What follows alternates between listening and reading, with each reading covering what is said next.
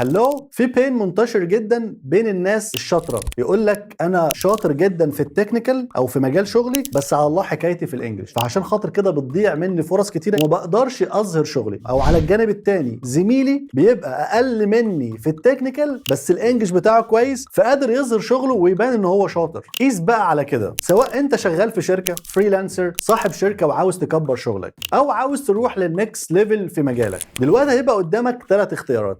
الاختيار الاول، هترضى بالحال اللي انت فيه ومش هتعمل اي حاجه. الاختيار الثاني ان انت هتبدا تذاكر سيلف ستادي ومش عارف هتمشي ازاي، تبدا مره وترجع تاني ومش عارف نهايه الطريق هتوصل نتيجه امتى، بعد يوم، بعد 2، بعد سنه. والطريق الثالث ان انت تكلمنا دلوقتي علشان خاطر نبعت لك تفاصيل برنامج الانجليزي الامريكي لمده 45 يوم. هنساعدك تتكلم انجليزي امريكي من اول يوم ومن غير مجهود ومن غير سنين ضوئيه، وهنساعدك تتكلم مهما كان مستواك. كلمنا دلوقتي عشان نبعت لك التفاصيل.